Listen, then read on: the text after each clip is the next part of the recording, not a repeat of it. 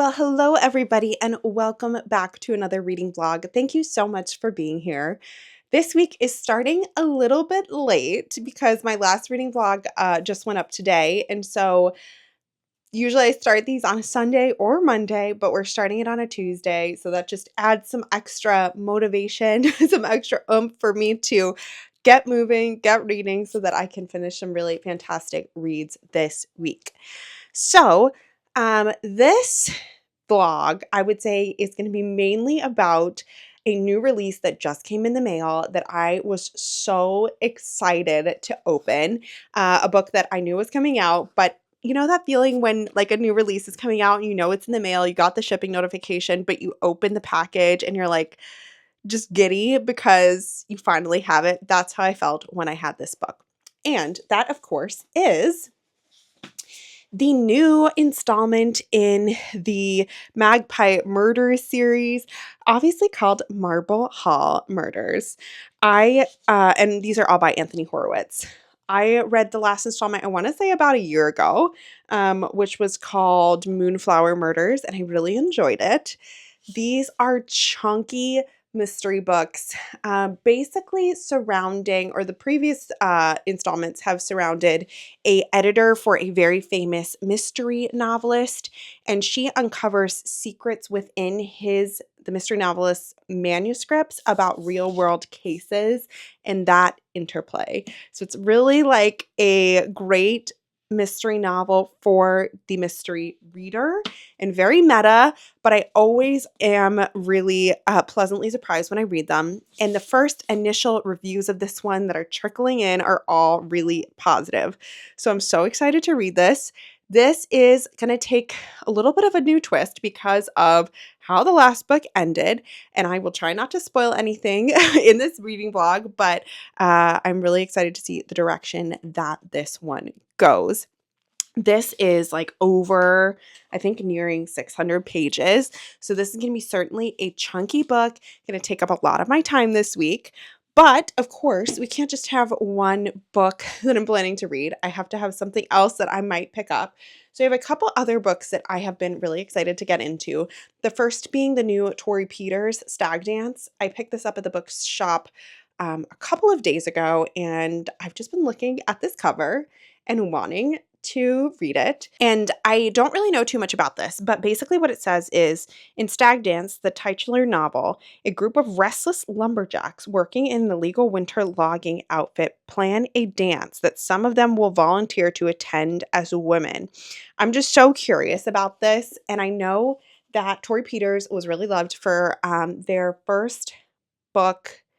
I think it was a full-length novel. I don't think it was a collection of short stories called Detransition Baby, which of course is on the Women's Prize long list, short list, question mark, but was really loved. And so I'm so excited to see this new installment. This is a literary fiction release. And then finally, my library has been on me about getting this book back because I've had it for way too long. That is The Ex Vows by Jessica Joyce. So this is a fluffy, steamy romance book about two exes who are both in a wedding, and they have to like keep it together and not get angry at each other during this wedding. And I think it's a hate to love romance. It is blurbed by B.K. Borison, of course, the author of Love Light Farms, which I really enjoyed and read a couple of vlogs ago. I'll link that one. And then also Ali Hazelwood, which I have never read from, but definitely a prominent voice in the romance genre. So I thought that this would be a fun little change of pace from some of the other more serious books that I have planned for this week. So here are the books that I'm planning to read this week. It is quite the stack. Otherwise, I'm off work this week because I just had my very busy service week last week, and so I always get a week off after my service week. And so I'm going to be just enjoying, the garden, enjoying reads, just having a lovely week, spending time with friends, finally getting to go back into the swimming pool. So I'm really excited just to like veg out, have a great reading week, and don't have too many plans, and I'm honestly not that angry about it. Right after I finish filming this opening clip, I am going to head to Home Depot because I have to get a couple of things for the garden. The first being some sort of like stand for our carrot and beet planters because they're currently on our main table in the back patio where I like to eat my dinner and read my books. And I really just want that space so that I can veg out and enjoy my evenings out there instead of having these giant planters on the table where I want to put my stuff. So I'm going to go and try and find something else that I can like organize those pots on. And then to be honest with you, our beet plants are just not working out. And so I'm going to try and find either another way to grow beets or some other plants to grow in those planters. So I'm going to just see what Home Depot has, see what I can find. And it's a little bit of a gloomy day to be out in the garden, but I do have to do a few of those tasks because last week was kind of a black hole in my life and I didn't do a lot of the things that I needed to do. And then tonight, I'm actually going to Korean barbecue with a couple of my work friends, which will be really lovely. It's going to be a girls' night. I don't think I've ever been to a Korean barbecue place, so it should be a really fun, relaxing evening. So, anyways, welcome to a little bit of a belated start to this week's reading vlog.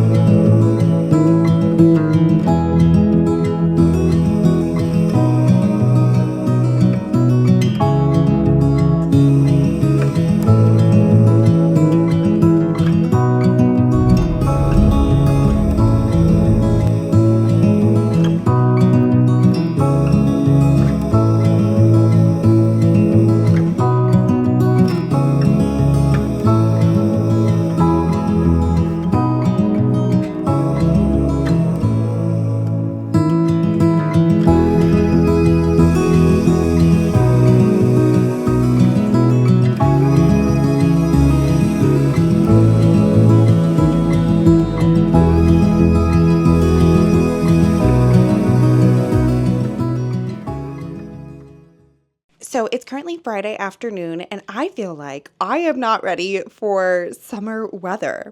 It's only about 70, mid 70s degrees, and we've just had such a cold spring this year that these sunny, humid 70-degree days don't sound like a lot, but they're really hot, and I feel like I haven't been keeping up with my hydration either. So I've been feeling a little bit like tired and under the weather just with the changing of the seasons. But despite that, I was able to check a lot of things off my to-do list, a lot of things that I had to go to do for work, laundry, some things in the garden. Tyler and I are slowly kind of renovating and making our patio a bit more ready for summer, I guess. So we've been working on that. But being outdoors in the really hot weather has just been a lot. So I think today I'm going to have more of a chill indoors, maybe drinking some water. Maybe I'll actually do one of my strawberry thyme waters because that encourages me to drink a little bit more. But overall, it's been a good week off. I can't complain with the weather. It's been really excellent, just warmer than I have been used to. I do have quite the reading update for you guys because I have made some progress with Marble Hall Murders, and then I also decided to listen to the X-Files on audio because the library was like really wanting it back and the guilt was really strong. So I did run the physical copy back to the library, but I had really wanted to read it, so I was able to check out the audiobook version and have made my way through a bit of that. So starting out with Marble Hall Murders, I'm almost at the 200-page point, but it truly feels like I have not made much of a dent in this at all because it is so chunky, but it is a really fast-moving book. With the book within a book trope, it really flies by and you're kind of switching back between these two narratives, these two stories, and so it goes really quickly. This certainly is going to be the book that takes me the most time this week, and if I get another book read this week, it will be a win rather than like the expectation because of how long this is. As I said, for a lot of these books, you're following the editor, Susan Ryland, and her life. She lives in London. She drives this like fancy car. She's kind of a quirky and charming person. I don't want to spoil too much for you because if you pick up a book earlier in the series, I don't want it to be ruined based on something that I tell you from here. So I'll just kind of leave it at that. So you're bouncing between her life as an editor in London, and then you're also in each of these books, you're diving into a manuscript that she's editing. And this manuscript is a murder mystery that follows Atticus Pund, who is the detective in all of these. The storyline takes place in like the 1950s after World War II, and he is German. So he does get a lot of people that are very cruel to him because of the war and because of everything that England had gone through in the war. And he lives in the UK, so that's kind of a theme. But in this one, he actually is called out to go investigate this murder at a grand house in the south of France. So I'm really enjoying the setting of that so far. It feels very summery. This is extremely, extremely readable, as has been the case with all of the installments in this series. It does feel, even though a lot has changed in this one compared to the previous ones, it does feel very much in the same vein. Lots of similar type of clues. So Anthony Horowitz really likes to play with like play on words and anagrams and a clue, like one word spelled backwards is something else, those types of things. Not quite like spelled backwards, but those type of play on words. And that definitely is already showing up in here. And yeah, it just feels very much in vein with the other books. It is really readable, really engaging, and I'm really, really enjoying it so far. But I do need to sit down and just like read it because I have quite a ways left to go. Then I started the X-Files, and as I said, I am doing this all on audio, and I am enjoying it so far. It also feels kind of summery. So it is about a main female protagonist named Georgia and her friends to lovers, now ex-boyfriend named Eli. So they met in high school, quickly became best friends, and then started dating, and something has gone very wrong with their relationship. And so now they haven't really spoken in a long time. And they are both main people in this wedding that's coming up. And so that kind of brings them back to the same place where they have to confront a lot of things that have happened.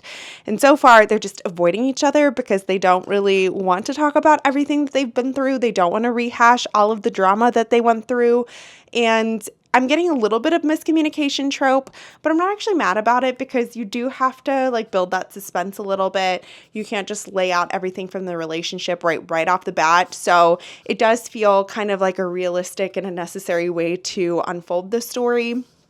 Writing is solid. The audiobook is well narrated. And so far, it's kind of like a little bit of a turn your brain off, fluffy, summary romance, second chance romance, friends to lovers romance that I'm enjoying. I wouldn't say, like, is it really capturing my attention and, like, pulling at my heartstrings? No, but I'm intrigued enough that I'm going to keep going and I'm going to see where it goes.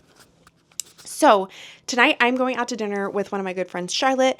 We were going to go sit on the patio at a restaurant because it's so nice outside, but sounds like it's going to rain this afternoon just as we're planning to go to this restaurant. So perhaps we will sit inside instead, but it will still be really lovely to catch up with her. We are both big readers, so I'm excited to kind of chat with her about what she's been reading, see if there are any recommendations she wants to throw my way because I've gotten a lot of really great recommendations from her. So yeah, that'll be really fun to do tonight. I should do more of our patio renovations outside, but it is so hot and my stomach is like really giving me a lot of trouble today. Like I've just been feeling off color, and so I don't really want to sit under the sun and deal with that. So I think I'm just going to make myself a nice cup of ice water with some fruit in it, just a refreshing little afternoon, and binge read some more of this very chunky murder mystery, which just honestly sounds like my optimal day.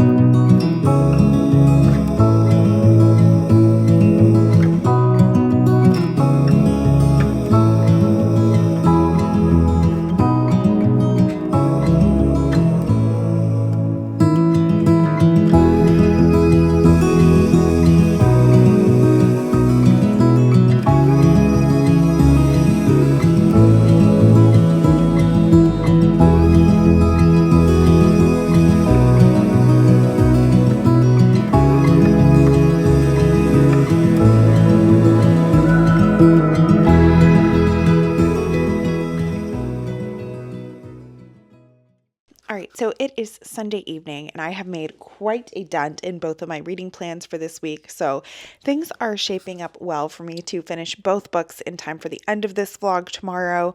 But catching up on other things, today was a very exciting day because we had our first harvest in the garden, which was our arugula. I ended up cutting quite a few leaves to put on top of pizza, which was really delicious. And we also harvested a little bit of our thyme, and overall really happy with how that turned out. Hopefully I did not decimate the arugula crop too much, but it does seem like it is a cut and grow variety, meaning you can cut the leaves and they will kind of grow back. So we'll keep our fingers crossed. So that was really delicious. Otherwise, did go to the pool this morning and do some swimming, but it's been a pretty chilled out day, which is my favorite kind of day. So quick updates. I have really been making my way through Moonflower Murders, and I'm on page 436 out of nearing 600, so I've made it through the halfway point. And I do have to say the middle of this book, as with a lot of the other books in this series, do drag just a little bit because you're kind of dragging out the details and the clues in both the Susan's timeline and in the manuscript, and sometimes I do feel like the dragging is just a hair too long because I don't think I've ever guessed one of these mysteries correctly, and so I'm just kind of waiting for the answers to be given to me. And so that part where a few clues are being thrown out but I can't quite piece them together always seems to go on for just a little bit too long. But we are nearing the conclusion, and the action in this book is really starting to ramp up. We've already had a lot of things happen even in just the last 50 pages. So I think we are officially into very fast endgame material, which I'm enjoying. Yeah, do I have any other real thoughts on this one? No, I think solid, dragging just a hair, but still very intrigued. Otherwise, I have also been making my way through the X Vows, and I am on, I have 2 hours, 49 minutes left of the audiobook, and that's on 1.5 speed. So I'm over the halfway point at this point. And again, yes, just over the halfway point. I don't feel the connection between these characters like I do when I'm reading a really good Emily Henry, when I'm really reading a really good Abby Jimenez. It is a spicy time. It is a readable time. But is it that like magic, that connection, the vibes, the like, I cannot put the book down because I absolutely have to see everything that's going to happen to these characters and see how everything's going to play out? No. I will finish it, but right now it's marching right along at probably right around a 3 stars for me. Yeah, middle of the road, not terrible, not great either. Todd and I are about to go watch some Top Chef in bed. We're nearing the finale. I think we've got like maybe 3 or 4 episodes left of the season, and so far it's just been like a very relaxing end of the day. Usually the new episodes come out on Friday, so it's been a very relaxing kind of thing for us to do before we head to sleep.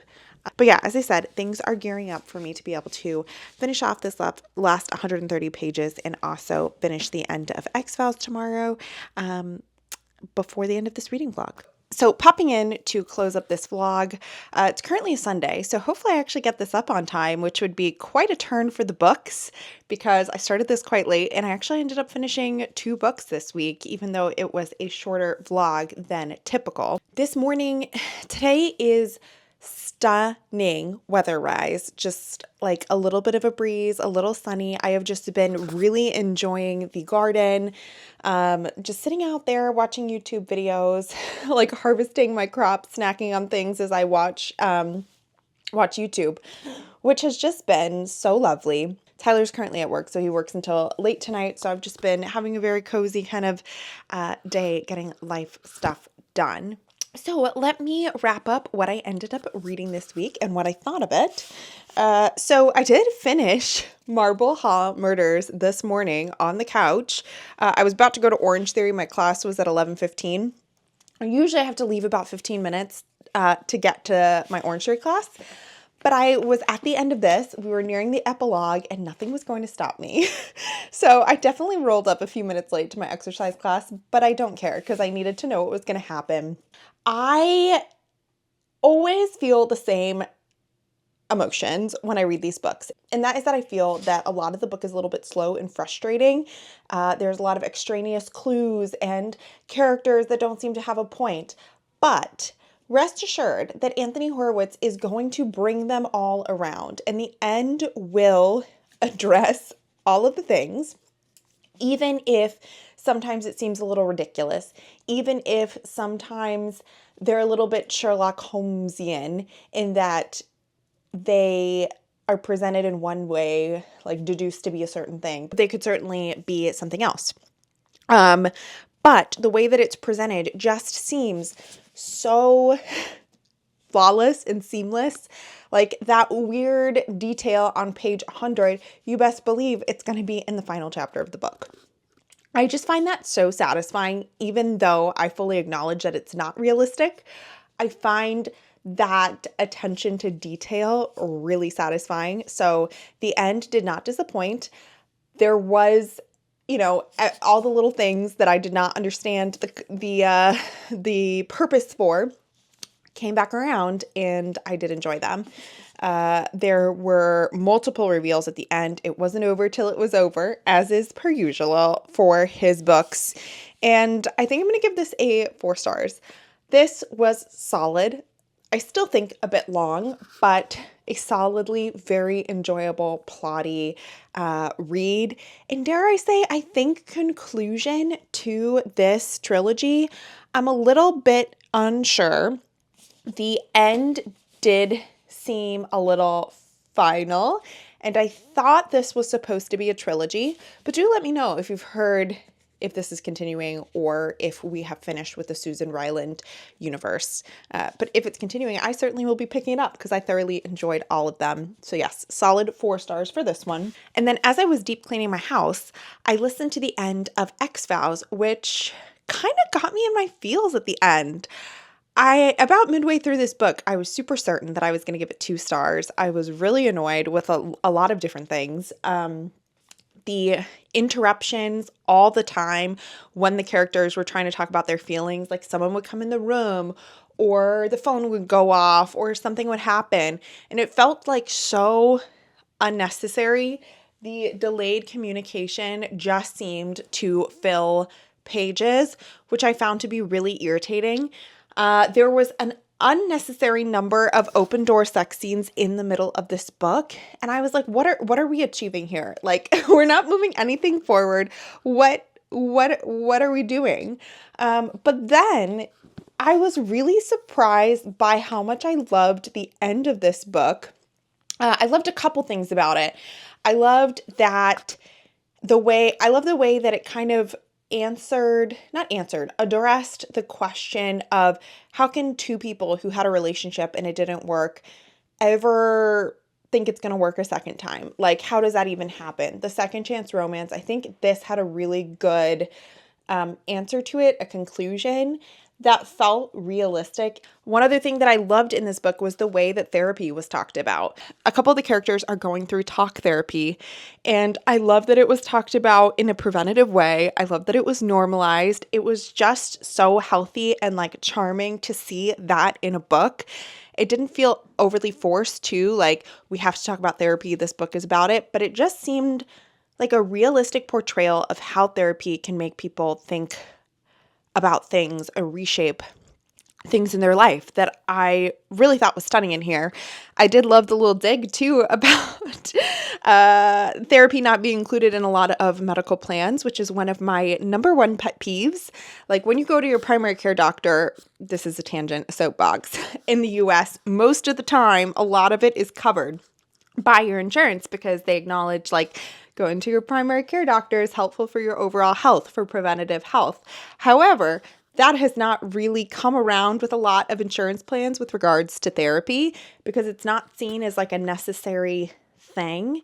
But I think it should be because I think it's so important. I think it's so important for processing things. I think it's so important for overall health.